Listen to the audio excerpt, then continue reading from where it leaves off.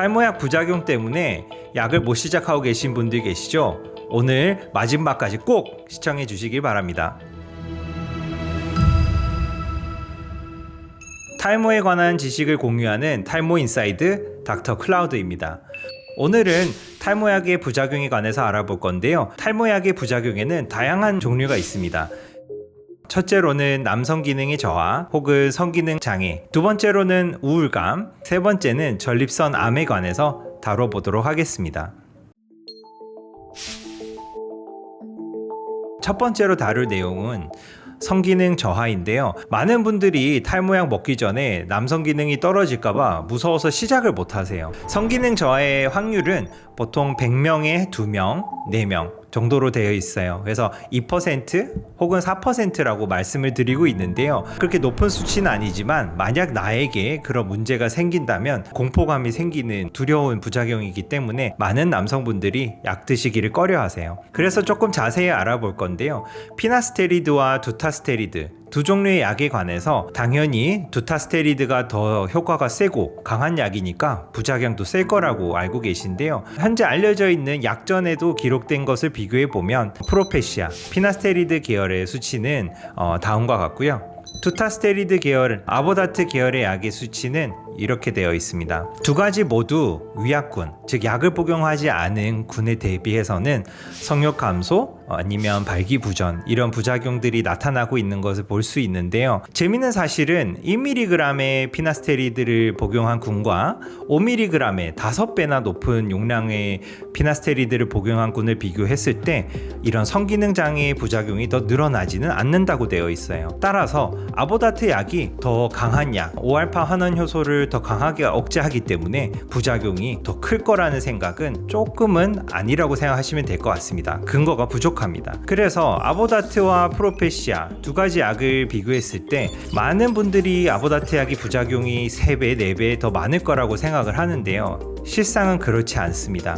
비슷한 수준이라는 보고도 꽤 많고요. 어떤 보고에서는 심지어 아보다트 계열의 약이 성기능 장애의 부작용이 조금 덜하다, 이런 이야기도 있어요. 피나스테리드를 드시다가 부작용 때문에 아보다트로 약을 변경한 경우에 이런 성기능과 관련된 부작용이 줄어든 사례도 있습니다. 일반론으로 말씀드리면 피나스테리드의 장점은 이런 성기능 장애 같은 부작용이 생겼을 때 약을 끊었을 때 회복되는 속도가 더 빨라요. 그런 부작용이 사라진 시간이 더 짧고요. 아보다트 계열을 복용하고 이런 성기능 장애가 생겼을 때 약을 끊게 됐을 때 다시 정상 생활로 돌아가는데 더 오래 걸립니다. 따라서 처음 시작하는 분들은 피나스테리드를 드시는 게 더 안전하고요. 일반론으로는 피나스테리드가 그래도 두타스테리드 계열보다 성기능 장애가 좀 확률이 더 낮다고 이야기는 하고 있고요. 그와 반대되는 결과의 논문도 있다. 참고적으로만 알고 계시면 됩니다. 그리고 성기능 장애와 관련해서 또 좋은 소식은 탈모약을 복용하고 초기에 느끼는 어떤 남성 기능이 떨어지는 증상, 성욕이 줄거나 발기부전이 생겨서 힘드신 분들이 1년이 지나가게 되면 그 증상들이 반으로 줄어들어요. 너무 힘들지 않다면 한 약은 1년까지는 꾸준히 복용해 보시는 것을 권유해 드립니다. 그럼 도대체 왜 5알파 환원 효소 억제제 혹은 탈모약을 먹으면 성기능 장애, 남성 기능 장애가 생기게 될까요?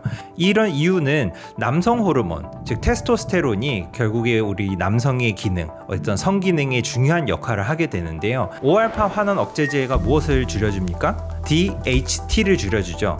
이 DHT 호르몬 농도가 낮아지면 결국 이것 때문에 남성 기능이 저하된다고 보고 있습니다. 그래서 실제적으로 탈모약을 복용하고 성기능 장애, 이런 발기부전 혹은 성욕 감소가 있는 분들에게 DHT 호르몬을 보강을 해준 실험이 있어요. 남성분들이 경험하고 있는 그런 남성 기능 저하가 개선되는 그리고 완화되는 결과가 있었습니다.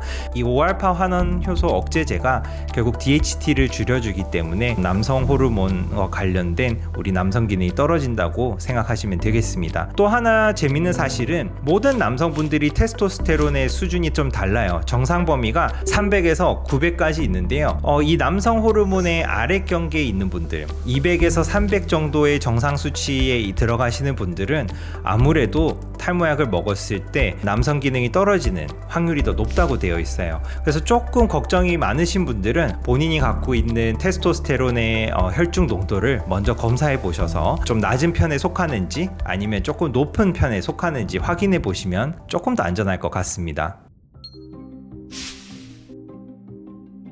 두 번째로 다룰 부작용은 우울감인데요. 많은 의사분들이 아직까지도 탈모약과 우울증은 관계가 없다라고 말씀을 하고 계세요. 2010년도에서 2020년도까지 나타난 논문에는 우울증과 탈모약은 큰 상관관계가 없는 것 같다는 그런 논문들이 많아요. 그렇지만 2020년도에 들어서면서부터는 우울증과 탈모약의 관계가 어느 정도 있다는 것이 나타나고 있어요.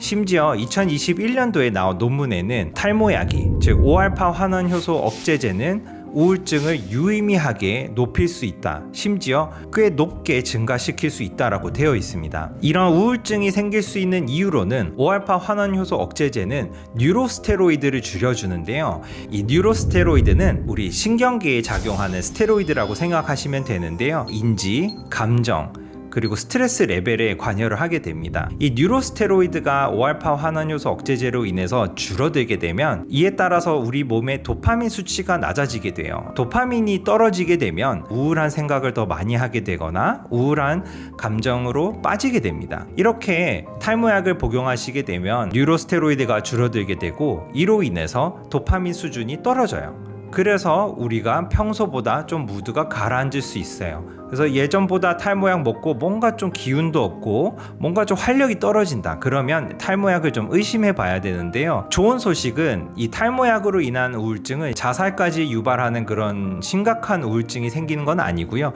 주로 탈모약으로 인한 우울증은 경도의 우울증, 경도의 우울감이 생긴다고 되어 있기 때문에 너무 걱정하실 필요는 없으실 것 같아요. 다만 여기서 주의해야 되실 분들이 있는데요. 평소에 우울증이 있어서 정신과에서 우울증약 드시는 분들 있으실 거예요. 그런 분들은 탈모약을 시작하기 전에 반드시 우울증 약을 처방하시는 선생님과 논의를 하고 처방을 받으셔야 되고요. 우울증을 평소에 겪는 분들은 탈모약을 복용하시면서 본인의 감정이 어떻게 바뀌는지 조금 더 세밀하게 관찰을 하셔야 될 것 같습니다. 우울증을 겪는 분들은 꼭 알고 있어야 되는 부작용이기 때문에 강조해서 말씀을 드립니다. 그 중에도 특별히 전립선암을 더 높인다는 얘기를 본 적이 있는데 피나스테리드를 장기 복용한 군에서는 전립선암의 하이그레이드 캔서로 분류되는 경우가 27%가 더 높다고 나와 있는데요. 어떻게 탈모약을 먹을 수 있겠어요?